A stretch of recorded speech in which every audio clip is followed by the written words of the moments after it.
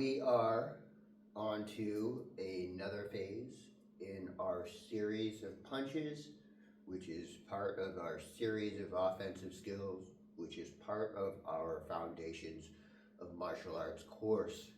So thank you for being a student, learning from us, learning with us, and it's been great to hear the feedback.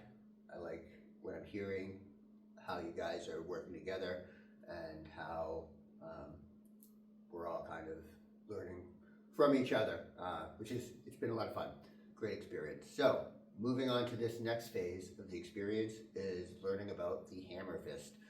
So similar to the hook, where our angle is different than a forward angle, we have another punch that we're coming from an angle from the side, and where we're striking, the part of our fist that we're using to make impact is going to be different than the other punches as well. So our impact point will be the meaty part of our fist, excuse me, the side opposite our thumb. So on our left hand here, our right hand here. If you make a fist, the same fist that you would make during your corkscrew punch, or any of the other punches that we've learned so far, we make the same fist, and we go back to that idea of your arm being a club. And in this punch, it is quite literally being used as a club, as you would think of a club swinging down and striking somebody. So our angle is coming down in if you were imagine that you had a sword in your hand and you're straight, like slashing down, that would be where you're kind of going with it. But realistically, you're just kind of hitting like a hammer, I guess would be the best way to say it. And that is the name of the punch. So it's an appropriate name, I suppose. You're hammering down on your opponent with your fist. So, like the other punches, for simplicity's sake, we'll use this in the horse stance. We'll learn and practice this way, and we'll start with our hands chambered at our hips, and recognize that our target is going to be the plane on the side. And we're going to, instead of, we're kind of moving up in the targets. So our corkscrew punch, our target was the solar plexus. Our uppercut, our target was the chin. Our hook, our target was the back of the jaw. Now we're going to use the hammer fist, and our target's going to be up here, more towards the temple.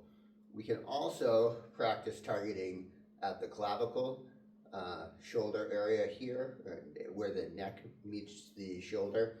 The clavicle, the bone here, but for the sake of this practice and learning, we're going to go with the temple up top here. So our punch needs to come from here, and our end point is here. And again, we're hammering with the meaty part of our hand. So here, and it has to come up here. So if we do that, and we come in an arc, and we think of the hammer, we know that we have to, like swinging a hammer, or swinging anything, we have to bring our hand out to generate the power, and we're rotating our shoulder as we do it. So rather than my shoulder coming forward with all of the other punches, even with the hook, we kind of come back a little bit with that when we do it more methodically. But if we're coming, with a more natural hook, we're coming forward. But with the hammer fist, in any case, the punch we're learning now, we bring it up and we rotate our shoulder back and bring the fist down. So back, up, and down, back, up, and down. And as far as our elbow is concerned, this becomes not quite as rigid as the other punches.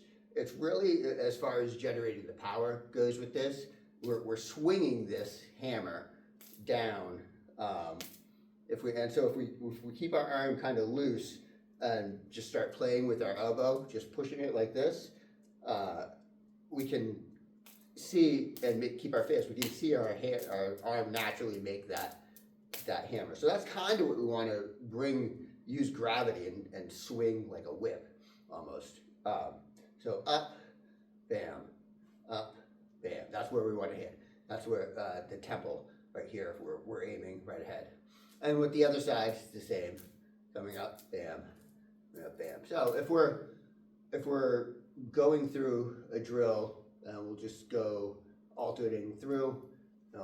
1, 2, 3, 4, 5, 6, 7, 8, 9, 10. So that's aiming for the temple. Again, I'll bring it back. We talked about the clavicle, so we'll throw that in here as well. This temple up here versus this clavicle down here. So we're just kind of drop our hand, maybe about a foot or so, but you're visualizing whatever that head like this. So if we go 1, 2, 3, 4, 5, 6, 7, 8, 9, 10. So a point of note on this, similar to the uppercut and extending the arm and where you should be. These hammer fists are we're keeping our arm bent at a slight angle as we come through. We're not overextending here because we lose power. Remember, when we swing our arm, we're getting a swing with that elbow swing. So if we have our arm extended way up here, we're not getting that swing at all. We're using all force here, which is much more awkward. So keep that in mind as you practice these. If you have any questions on it, feel free to reach out.